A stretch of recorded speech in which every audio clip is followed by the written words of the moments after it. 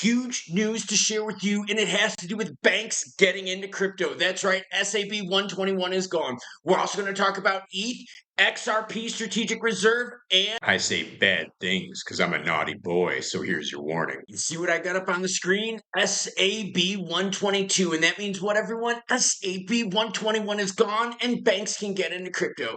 But before we get into the juicy news, your comments come first, yes, because you, the viewer, matter most. David King's hanging out, says, man, Klaus was pounding the table and going, boo, in my best Ric Flair voice as you read the executive order. Felt like a kid at Christmas. Listen to this. Let's go. Yeah, we're going to talk more about the executive order along with XRP as your strategic reserve. By the way, the executive order, it's linked down below if you want to read it. M Hollywood 5 dropping support on the channel. Thank you kindly, sir. Says, executive order for crypto on my birthday. Been in since summer of 2017, OG status, and have been through all the BS. This is an epic B-Day present. Well, happy birthday to you, and thank you for the support of the channel. Another channel member coming in, dropping support, Ron M9265. Thank you for the support, sir. Says, dude, you're on vacation. One video a day is good. Even take a day off. We know you put a ton of work into every video. I will admit I am a total workaholic, but be real here. I'll take time off when the market cools down. And you're like, well, Klaus, why? You're on vacation. Yeah, I'm on vacation, but things are super spicy right now, and you deserve the best coverage. Bitcoin's in at 105,706. ETH is 3388. We're going to talk ETH because, things are starting to happen. Sol deep in the green at 264, while XRP is at 316. Either way, I like seeing green on the screen. And for all my fans out there, UK, Ireland, hopefully you're safe from the storm. Once a leader, now a laggard. Ethereum's crumbling metrics and fractured community. As Solana tightens the news. Word on the street is ETH is losing favor with investors, and there's a lot of internal turmoil. In fact, Buterin is like, yo, I don't like the direction this is going. I want more control for myself. Well, Buterin, doesn't that kind of take away from the whole decentralized aspect of it? And you can totally tell. Check this out. Look at this chart real quick, okay? XRP versus ETH in the last year. In the last year, XRP up 539%. Way to go, girlfriend. ETH up 65%. Market is totally overlooking ETH. I feel so good about this. Now let's get into the juicy stuff. SEC revokes SAB 121, paving the way for banks to hold crypto. That's right, SAB 121, which was supposed to be overturned, but then Biden vetoed the action. They went to vote to overturn the veto, and then guess what? Yeah, it didn't work. The Dems didn't vote on it. Well, guess what? SAB 122 now is replacing it. According to the new bulletin, financial entities must now disclose the risks and obligations associated with safeguarding crypto assets. Although early adoption is permitted, these changes will apply retroactively to fiscal years beginning after December 15, 2024. Bank of America CEO Brian Moynihan says, the U.S. financial institutions are prepared to embrace the opportunity. We just needed the regs. Well, guess what, girlfriend? You're getting them. Several notable industry figures have celebrated the move, attributing it to the newly inaugurated Trump administration. No shit. I mean, come on, let's be real here. If Kamala Harris would have won, do you think we would have been going through any of this right now? Hell no, because that whole administration was trying to wreck crypto. And in fact, Harris, given many opportunities out there to talk positively about crypto, never did. This is an awesome quote that I have to share with you. Finally, the Biden-Harris misguided SAB 21 rule has been rescinded. Holding reserves against the assets held in custody is not standard financial services practice, and I am pleased to see that this rule was nullified. Yeah, essentially what it was if they owned X amount of crypto or they held X amount of crypto, they had to have X amount of assets to back it.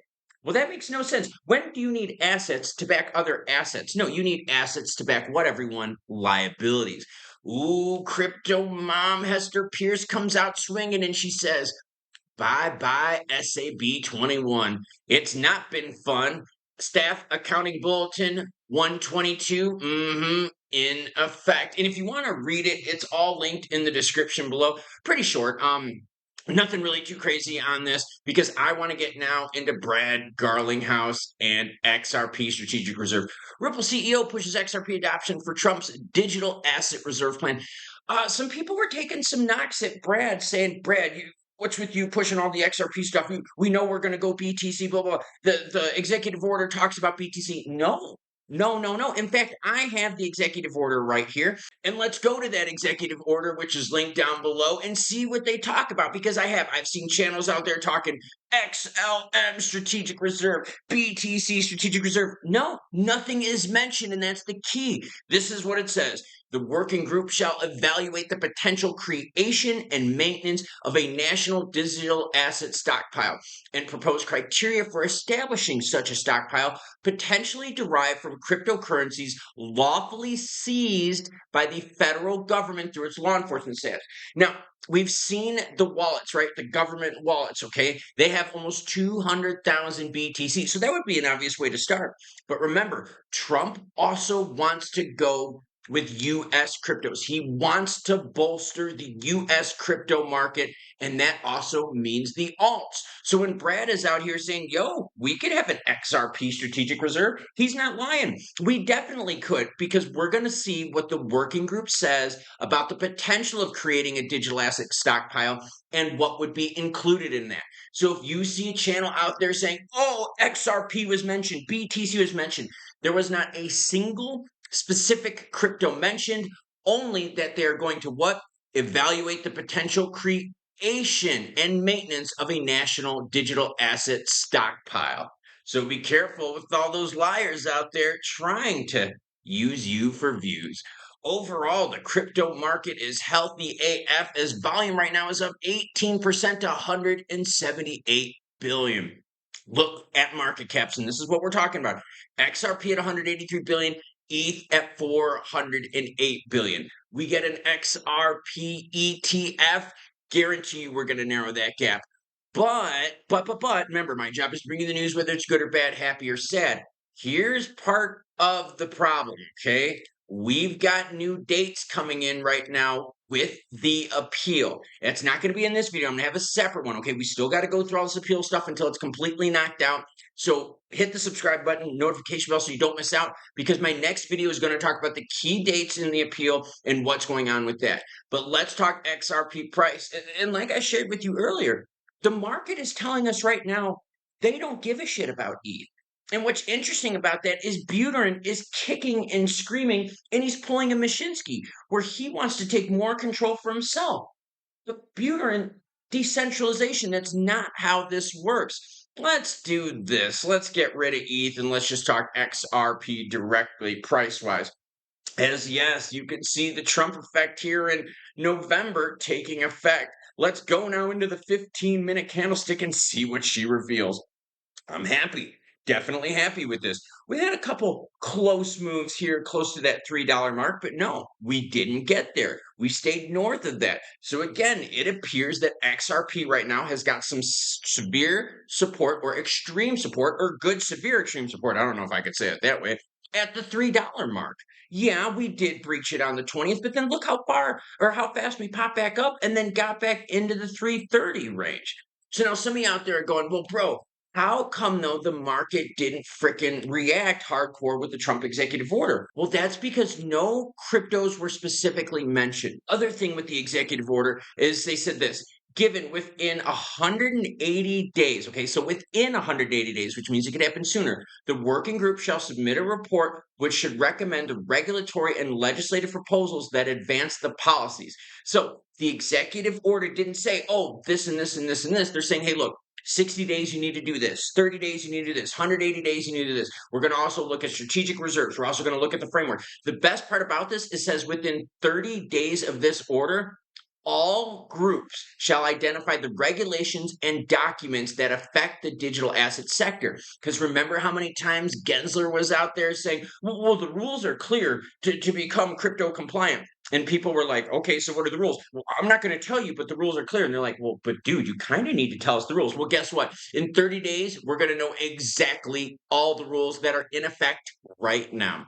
So XRP and the market moving, well, SAB 122 is a good start.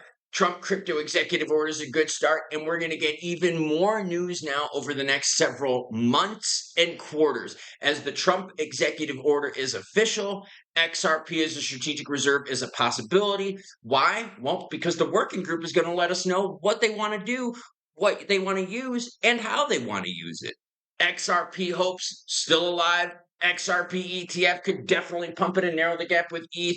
We get rid of this court case, that would definitely help out as well. And of course, as more news breaks, I'll share it with you. So this is really good news. SAB 121 is gone. Crypto executive order is out there. And the big thing with the crypto executive order is it's exploratory, right? It's going to explore the options, start getting the wheels in motion. And that's what we needed, because I have such a tough time right now wrapping my head around the concept of a regulator being asked, hey, what are the rules regarding this industry? And that regulator is like, the rules are clear, but I'm not going to tell you what they are. And yet here we are going, well, guess what, Gary? We're going to find out what the exact rules are within 30 days. Now, in terms of XRP and ETH, hey, word on the street is that ETH is crumbling. The support for ETH is going away, and investor support for ETH is going away. In fact, I saw a ton of articles out there from big shots, quotes in those articles talking about ETH just doing things the wrong way. Buterin making bad moves, getting rid of the idea of decentralized control and making it more the Buterin project instead of the Ethereum Foundation stuff. So that's not good. Well, I mean, it's good for us because we're XRP fans. And right now, XRP is sitting at third in market cap, about half of the market cap of what ETH is. But that chart I showed you, right? That comparison chart in the beginning and near the end, we were comparing XRP to ETH. ETH isn't going to benefit from these regs because ETH has been given the golden pass. So ETH is kind of like at its point where it's like, yo, this is ETH's juiciness. XRP has so much more juiciness. Court case, ETFs, potential strategic reserves, US crypto support. So yeah, what does ETH have for it? I don't know. I couldn't think of anything. Okay. So I'm thinking from now, a year from now, you're going to see the same thing. ETH kind of doing this kind of thing like this, and XRP doing its thing like this and this and this. And that's good news for all of us because the alts have been pounded. So whether you're an XRP fan, XLM, HBAR, whatever, we've been abused by the SEC and CFTC. And now that tide is turning. And I'm extremely excited to share that with you. That's why I'm bringing you the news while I'm on vacation. Yeah, yesterday when the executive order happened, my phone went off like crazy. I was with my son on the north side of town and I was like, dude, can we get back so I could do a video really quick? He was like, yeah, but as long as you buy me some tacos asada later. And I was like, okay, you won't have to twist my arm too much with that. So yeah, I'm dedicated to bringing you the news, whether it's good or bad, happy or sad, no matter where I am on this beautiful round planet. Flat earthers, F off. How do we end videos, everyone? It's pretty simple. Choo choo, bitches.